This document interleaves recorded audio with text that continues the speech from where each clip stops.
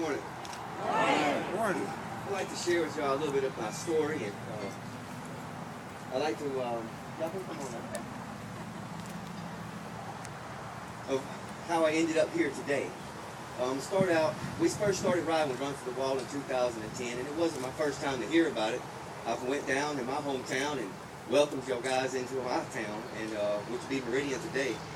But in 2010, I had the opportunity to ride. 2011, I was only going to go a little ways, and then I went a little further, and a little further, and everybody kept on saying, come on, the wall is just up ahead. So I ran all the way to the wall. When I got there, I'd been talking with a lot of the veterans. Now, I myself, I've never served in the military, but there's three things I love. I love my God and country.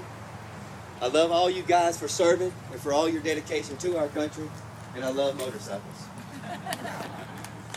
But I got to the wall in 2011, and I kind of felt a little disconnected, not knowing anybody on the wall, not had ever served. I felt like a patriot, but I kind of felt disconnected just because of whatever reason was going through my heart and mind at the time. So I simply asked the guy, I said, do you have anybody with the last name as mine, Randall, spelled the same and from my state? We found Richard Dennis Randall. Behind me is a family, and I introduced him in a minute. But we took this rubbing. We prayed for this man. We went on our way. We looked him up on the internet when we got home, found a little bit about him.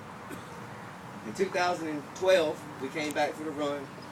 We didn't get to contact the family. This year I contacted the family. This is Richard Dennis Randall. He served in Vietnam in 1968, and I'm going to let the family tell more about him. But I contacted the family on May 12th, Mother's Day, after praying about it, thinking about it, and I was overwhelmed with the response. Since May 12th, I've talked to a couple brothers and sisters, a widowed wife, and I'd like to introduce them now, because I want them to share their story. It's not so much about me, but this is Rowena, Vokurka. This is Pat Green, and this is Dixie Charbonneau. I'm sorry with the names, but I'd like for them to share a little bit about their story and what Dennis meant to them. Okay, I'm Dennis's sister, just 2.5 years younger. There were 8 of us. My dad served in the Army 4 years in World War II.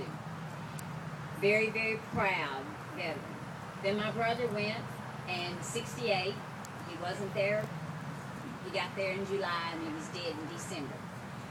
Then I have 3 nephews who went in the Marines. They've all been to Iraq.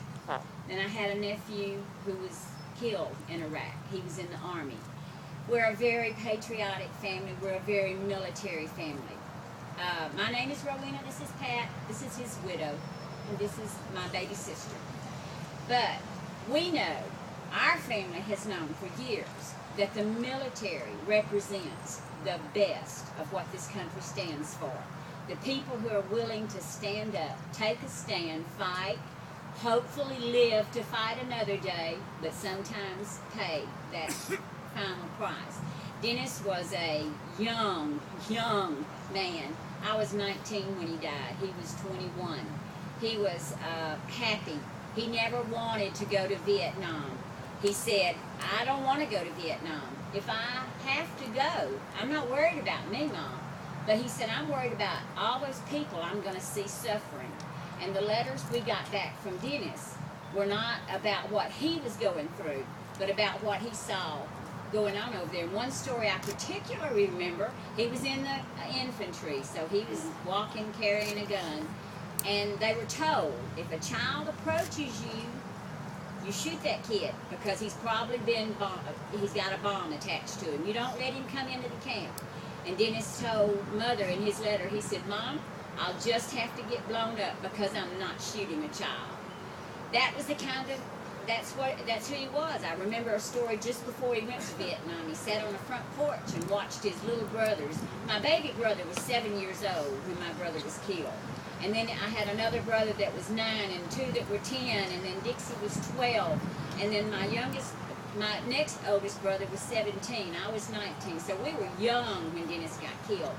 But Dennis knew that life was precious. And as he sat on the front porch with his wife not long before he left for Vietnam, and he watched his little brothers tumble and play in the yard, and he looked at his wife and he said, I wish this was our grandchildren we were watching. It was almost as if he knew, life is precious. Hang on to it, treasure it, value it.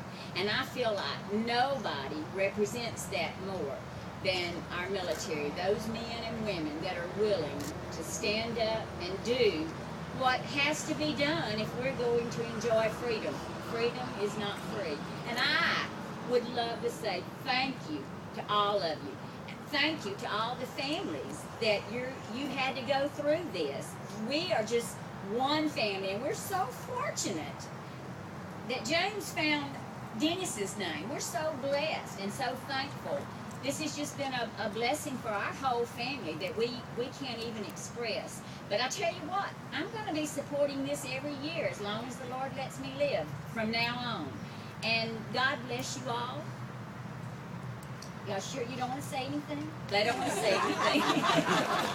But thank you for having this. Thank you for what you stand for.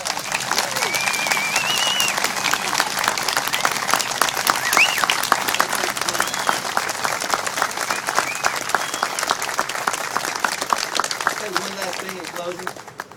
I've dedicated this year's ride to Richard Dennis Randall in his memory, and would like to memorialize him this Memorial Day. And if anybody's been to the wall, you know how overwhelming it is with emotion. And riding with you guys, everybody's seen that image on the internet when the soldier, the biker, the businessman touches that name. He sees the soldier touching him back from the other side of the wall. And that was so vivid in my mind that day when we looked up this name and when I seen everyone on the run. So thank you guys for all your dedication to our country and for providing me with the freedom that I have. Thank you.